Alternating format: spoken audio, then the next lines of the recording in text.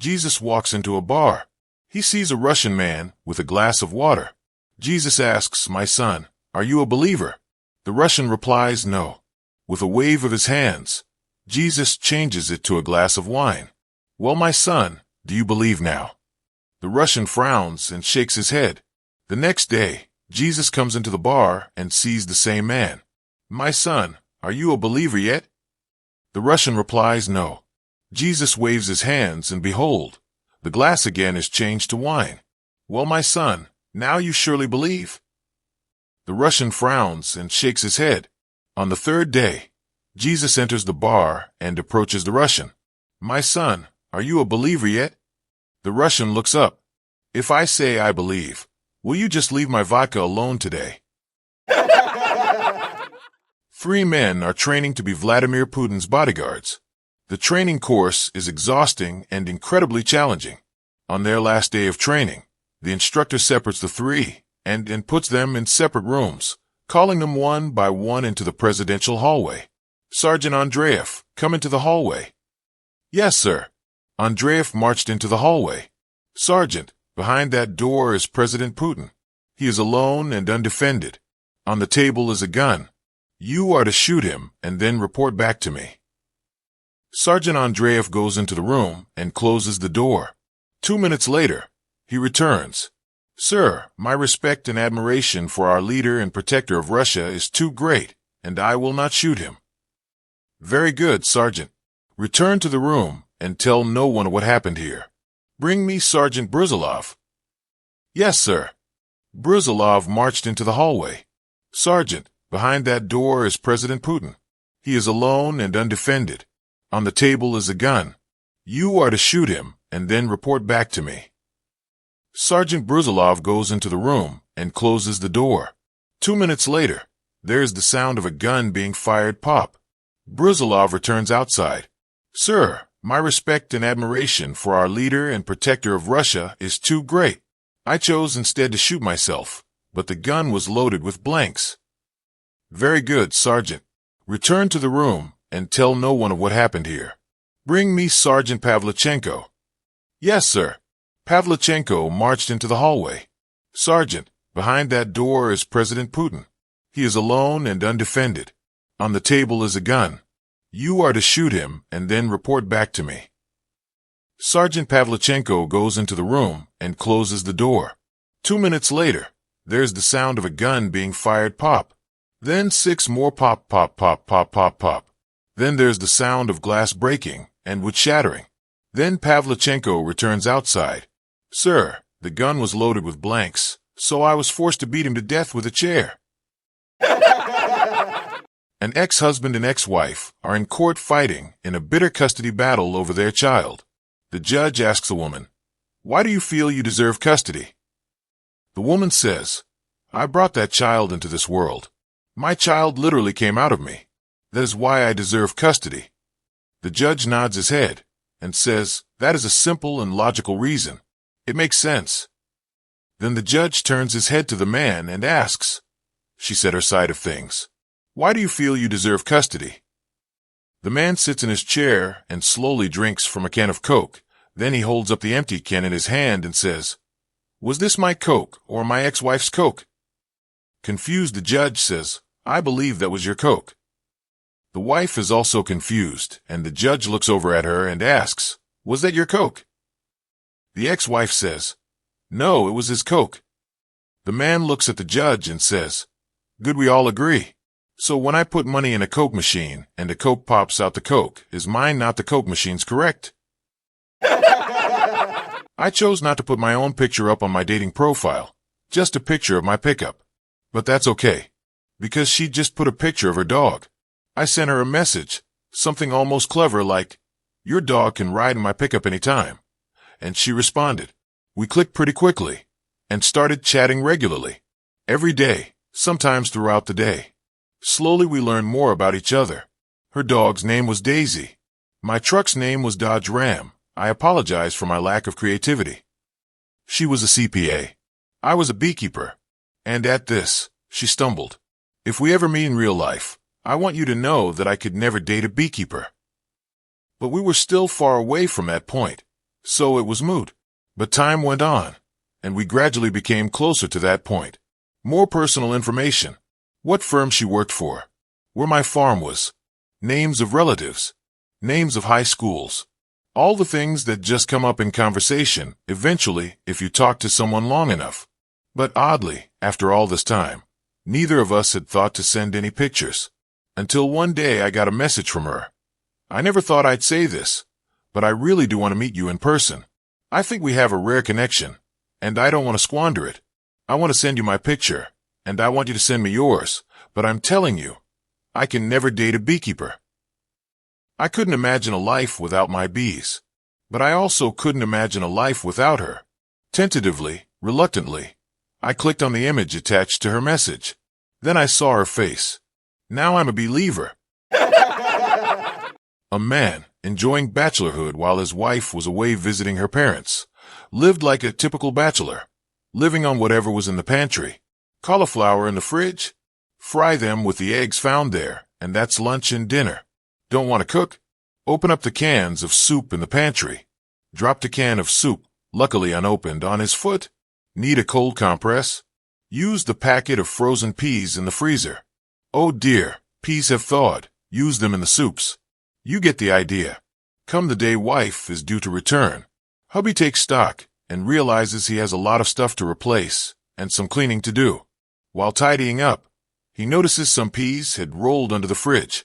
Down on his knees to gather them, he notices the rubber seal around the fridge door is loose and hanging down. All cleaned up, cans in the garbage. He is ready to go shopping. Walkies Rover, he calls the dog. Excited, the dog bounds up and tries to hug him doggy fashion. Phew, Rover, your breath stinks. Need to get you some dental sticks. Off they go. A man and his dog to the shops, the dog woofing happily, the man singing his shopping list. Soup, a collie, fridge elastic, eggs, peas, halitosis. 3 men are in line to get into heaven. St. Peter is waiting at the gates of heaven and calls the first man up. Peter says, "You never cheated on your wife. I'm going to let you drive around heaven in a Ferrari." So he gets in the car and drives off through the gates. Peter then called second man up. Peter says, "Oh no. Looks like you cheated on your wife twice. You are going to drive around heaven in an Accord." He gets into his car and drives through the gates. Peter calls the third man up and says, "You cheated on your wife 5 times. You are going to be driving around in a Ford Pinto." But when the third man drives through the gates, he sees the person in the Ferrari on the side of the road, and he's crying. The man asks, "Why are you crying? You got the nicest car out of all of us." He replies, "I just saw my wife ride by on a skateboard." A drunk stumbles along a baptismal service on Sunday afternoon down by the river. He proceeds to walk down into the water and stand next to the preacher. The minister turns and notices the old drunk and says, "Mister, are you ready to find Jesus?" The drunk looks back and says, "Yes, preacher, I sure am." The minister then dunks the fellow under the water and pulls him right back up. "Have you found Jesus?" the preacher asked. "No, I didn't," said the drunk. The preacher then dunks him under for quite a bit longer, brings him up and says, "Now, brother, have you found Jesus?" "No, I did not, Reverend." The preacher, in disgust, holds the man under for at least 30 seconds this time, brings him out of the water, and says in a harsh tone, "My good man, have you found Jesus yet?" The old drunk wipes his eyes and asks the preacher, "Are you sure this is where he fell in?" A French, a German, and an Italian spy are captured one day. The captors grab the French spy, take him to the next room, and tie his hands behind a chair. They then proceed to torture him for 2 hours before he finally cracks, answers all questions, and gives up all of his secrets. The captors then grab the German spy. They tie his hands behind the chair in the next room too, and torture him for 4 hours before he finally cracks and tells them what they want to know. They then grab the Italian spy. Once again, they tie his hands behind the chair and begin torturing. 4 hours go by, and the spy isn't talking. Then 8 hours, then 16, and after 24 hours they give up and throw him back into the cell. The German and French spy are impressed and ask him how he managed to not talk. The Italian spy says, "I wanted to, but I couldn't move my hands." An engineer dies and goes to hell. He's hot and miserable, so he decides to take action. The AC has been busted for a long time, so he fixes it. Things cool down quickly. The moving walkway motor jammed, so he unjams it. People can get from place to place more easily. The TV was grainy and unclear, so he fixes the connection to the satellite dish, and now they get hundreds of high-def channels. One day, God decides to look down on hell to see how his grand design is working out and notices that everyone is happy and enjoying umbrella drinks. He asks the devil what's going on. The devil replies, "Things are great down here since you sent us that engineer." "What? An engineer? I didn't send you one of those. That must have been a mistake. Send him back up right this minute." The devil responds, "No way. We're going to keep our engineer. We like this guy." God demands, "If you don't send him to me immediately, I'll sue." The devil laughs. "Where are you going to get a lawyer?" Little Johnny fell asleep in Sunday school. The teacher asked, "Johnny, who is our Lord and Savior?" The boy behind him poked him in the back with a pin. Johnny shot upright and shouted, "Jesus Christ." "Correct," said the teacher. Johnny then fell back asleep. The teacher called on him again. "Johnny, who was Jesus' mother?" Again, the boy behind Johnny poked him. Johnny woke up again and exclaimed, "Mary, Mother of God." "Correct," said the teacher once more. Johnny fell back asleep. The teacher called on him one last time. "Johnny, can you tell me what Eve said to Adam after she gave birth to their 23rd child?" The boy behind him poked him once more.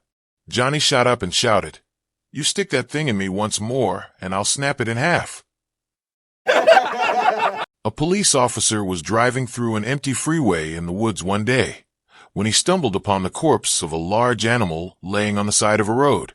A police officer was driving through an empty freeway in the woods one day when he stumbled upon the corpse of a large animal laying on the side of a road with a pickup truck parked nearby. He parked his car, opened the door, and looked at the animal, a grizzly bear, with some of its limbs chopped off. The police officer noticed a trail of blood leading into the woods, as well as a set of footsteps coming from the truck's door. Knowing that this hunting was unlawful in this forest, the police officer decided to investigate. As he walked through the forest, following the trail of blood, the police officer noticed a fur backslash-covered pile, soaked in blood. It was another bear, with a few of its limbs missing. The police officer continued until he began to hear footsteps. Through the trees, he saw another man carrying a large sack, blood dripping from the bottom. The police officer ran in front of him and pointed his gun directly at the man holding the sack. "Freeze!" he shouted, startling the man, who dropped the sack and put his arms up. There was a large paw sticking out of the top of the sack. "TH backslash, this is illegal," the man replied, staring directly at the gun being pointed at him. "Didn't you read the Second Amendment?" the police officer asked, taking out his handcuffs. "Of course I read it," the man replied. "In fact, I've been exercising my Second Amendment rights for the past few hours." "Tell that to the judge," the police officer replied. "Now turn around." "But the Second Amendment gives me the right to bear arms." 3 men were buried under a landslide in China. 3 men were buried under a landslide in China. They're inside a car when it happened, and miraculously still have cell phone connection. The first man made a phone call to the police. "I'm a good citizen and husband. Please come save us." The police tell him they will come for them in 24 hours. The second man made a phone call to the army. "Comrade, I serve the country as you do. Please get me out of here." The soldier tell him they will come for them in 12 hours. The final man made a phone call to someone and made a whisper which the other 2 men can't hear. Within an hour, the men were dug out and rescued. A group of police officer walks up to the weary men. "All right, which one of you said Taiwan is a country?" "I matched with a Tinder profile that had no pics. We chatted a bit. Smart and funny, so I asked for a date. She said yes. I'm not expecting much, probably 400 pounds. But she answered the door. This little strawberry blonde with a head full of curls, and all the right curves in all the right places. We exchanged our real names, and I asked what she did for a living. She says, Sunday school teacher. Now I ain't never had me Christian girl, but I'm open-minded about it. So I'm driving her to the second best restaurant I can think of. I pull out a joint of my best weed and ask if she wants an appetite. She says, heavens no. What would I tell my Sunday school children? Well, some people smoke, and some don't, so I thought nothing of it. We go to the restaurant Andy. I order a steak. She gets the lobster. I order the second most expensive bottle of wine on the menu. But when the waitress brings it, she says she doesn't drink. My mind is blown. You don't drink? Heavens no. What would I tell my Sunday school children? We have a good time, laughing at each other's jokes, but I know this is a bust as I drink up that overpriced bottle by MYSRLF. As I'm driving her home, I pass a cheap hotel, and figuring I got nothing to lose, ask her, want to get a room and knock boots? She says, I thought you'd never ask. I'm like, really? What will you tell your Sunday school children? She said the same thing I tell them every week. You don't have to drink and smoke to have a good time.